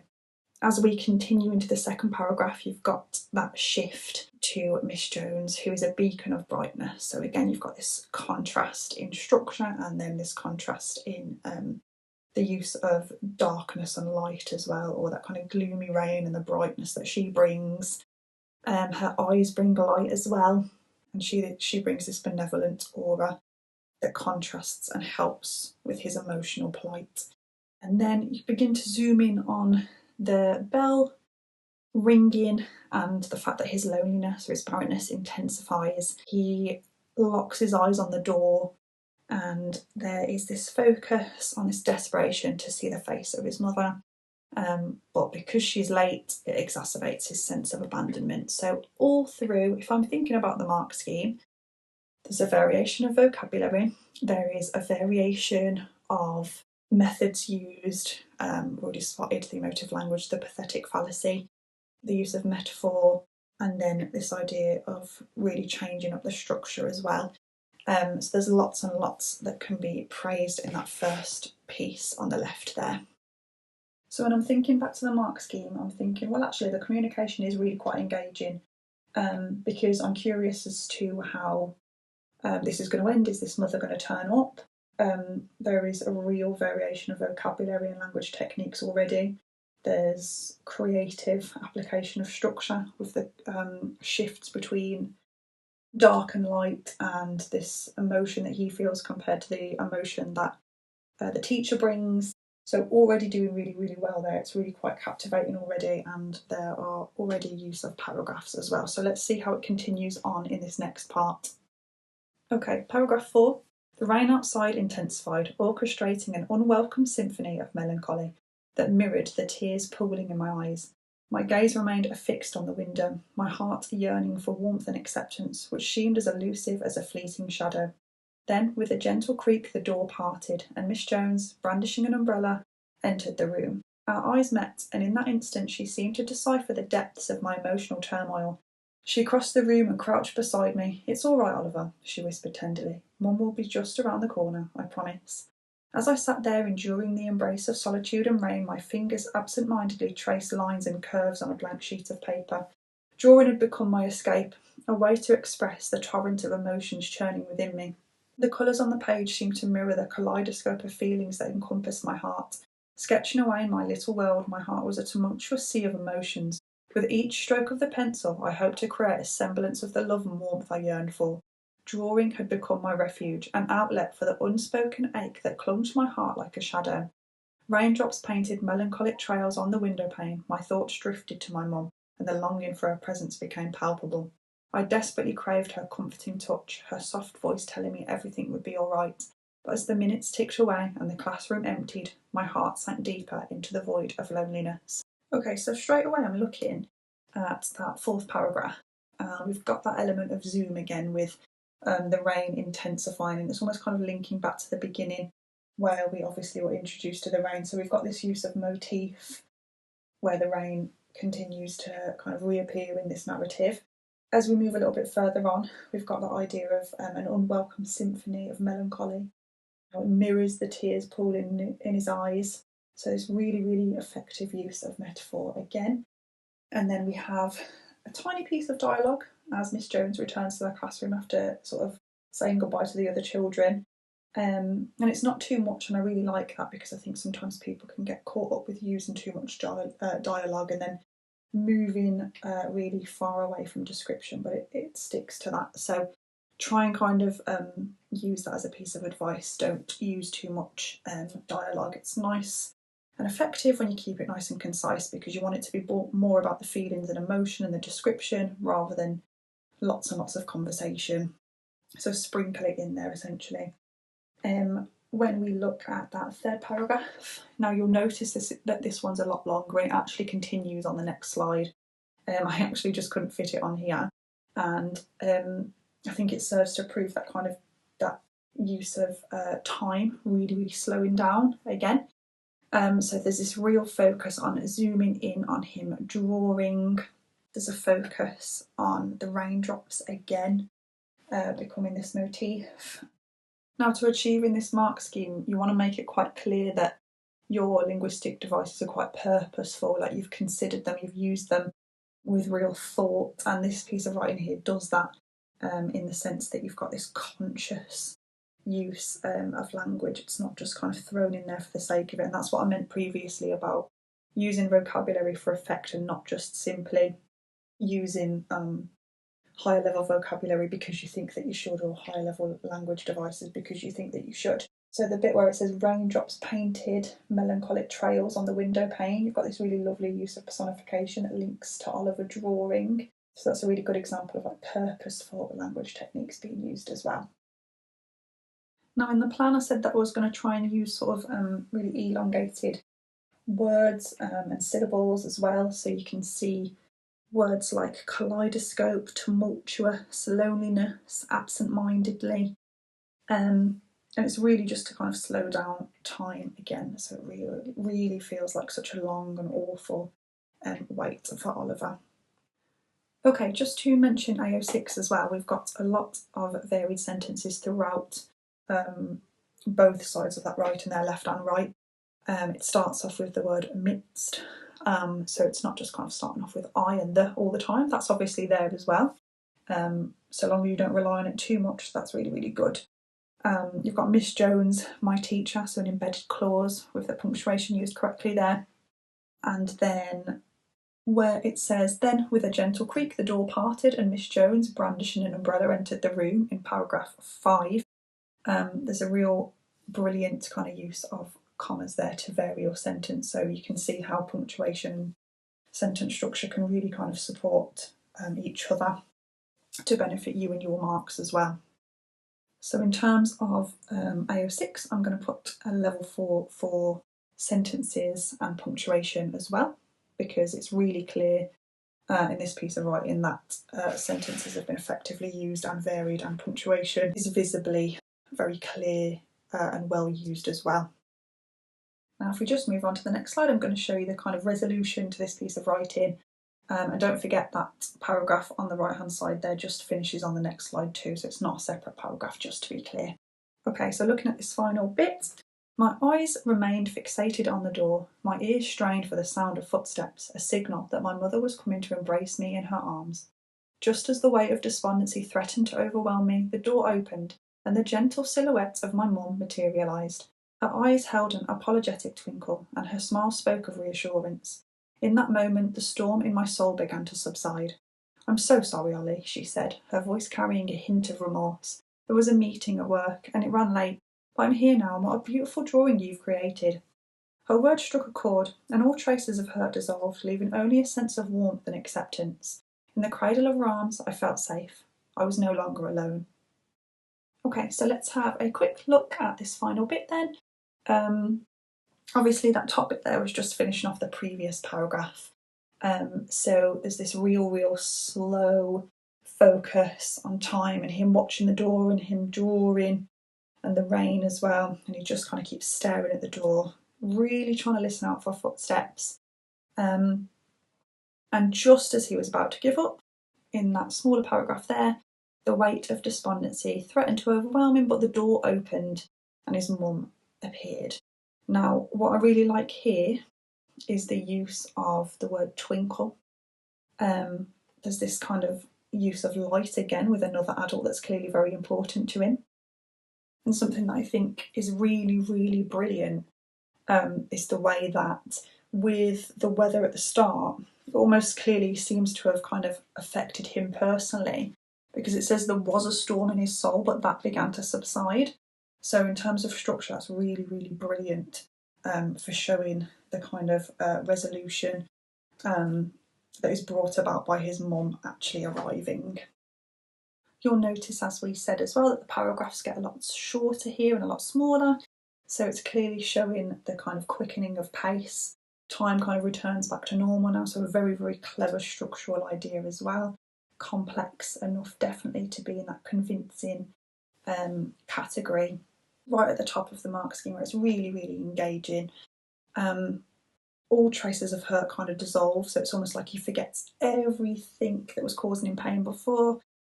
The sentences continue to get shorter towards the end. In the cradle of her arms, he felt safe, and he was no longer alone is the finishing kind of closing line there as well. So it really varies. Now, what we're going to do is just look at the mark scheme just to kind of tick off what we hit and what we don't hit in the mark scheme. I've showed you the top of level 4 for AO5 and the top of level 4 for AO6 because we've already hit that in some elements of the mark scheme anyway. Now, first bullet point, you've got communication is persuasive and engaging. Now, we've spoke a lot about how it was engaging throughout because we were curious about how this story would end. Would the mother be reunited with the son? So we can certainly tick that one. The next one, it says the tone, style and register adeptly align with the intended purpose and target audience. So because this is such a relatable story, there's so many people that would have been in that situation, we can give that a tick in the sense that it will be relatable and it will be intended for quite a wide range in terms of target audience actually.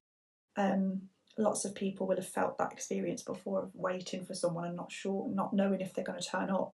The register is really appropriate for the style of writing, that's the formality, and the tone and the style are really sort of well thought out in terms of creating the atmosphere at the beginning and how it keeps shifting as well, so we can tick that one.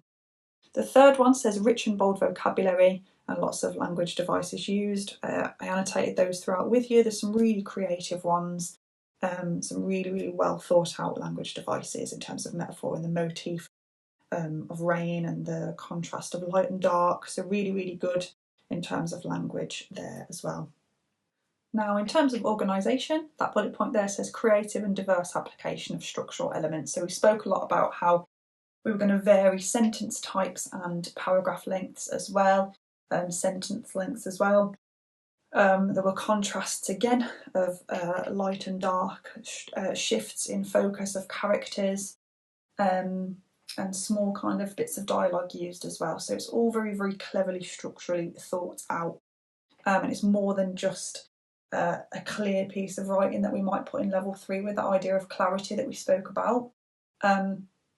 it's more than that, it's creative and it's clever and it's very thoughtfully considered as well. The fifth bullet point is all about that idea of really, really gripping you. And it really, really does in terms of the language used and the idea of will the mother actually arrive? So that one's an easy tick. We spoke about that with the first bullet point as well. The final one is the one that I'm not going to tick though. And the reason for that is because it says smoothly connected paragraphs enriched by effortlessly blended discourse indicators. So it does use discourse indicators. That just means kind of like starting off your paragraph quite clearly and showing what's changing. But I would just say it's clear rather than really, really sort of thoughtful and perceptive and high level and kind of like creative. They're not always smoothly connected. And what I mean by that is just that sometimes it becomes a little bit unclear, like who leaves and who comes back. So Miss Jones is there smiling at Oliver, and I've maybe just forgot to include the idea of Miss Jones just leaving and coming back. So sometimes when she reappears, it's not always very, very indicated in the paragraph. So I just think that one doesn't quite make the cut. It is clear through the narrative, but in terms of the paragraphs, not always 100% perfect. So with AO5 in mind and that tick just in lower level 4, I'm going to give this one 23 out of 24. Now, not forgetting AO6 is all about SPAG. 16 marks available. We just want to have a quick look at how it hits with SPAG as well. Now, throughout all of it, just really quickly, there's a real clear sound knowledge of kind of the ability to structure sentences and vary vocabulary and vary punctuation as well. So let's have a little tick off of these. Now it says sentence boundaries are consistently defined and consistently precise. That is true of this piece of writing because I showed you throughout that there were lots of embedded clauses and they were clearly marked out in every single sentence. Wasn't really an error in that one, so we can certainly tick that off. The second one, a broad spectrum of punctuation is applied with great precision. Now, for this one, I kind of found myself, even when I was marking this, thinking, yes, punctuation is well used in terms of commas and speech marks, for example, but in terms of keeping it nice and broad, that's probably not particularly true, but certainly if you look just in level 3, a variety of punctuation marks are employed successfully. That's absolutely true. So I can tick that one in level 3, but not in level 4. Next one, range of sentence styles for effect. Yes, absolutely. I showed you that throughout. And then consistently and aptly employs standard English. That just means writing in correct English, like I said before. Definitely. There's varied grammatical constructs too, certainly. So we can tick that one. Spelling, yes. And challenging vocabulary, certainly. And then expansive and bold vocabulary use as well. Those two at the bottom there kind of blend into one with your vocabulary spelling. So definitely for that, with that in mind, we can give this piece for AO6 15 out of 16. Well done for making it to the end of this paper. I'm really, really proud of all of your hard work. If you would like to see some more, we have loads more of these over on the course. Ouch!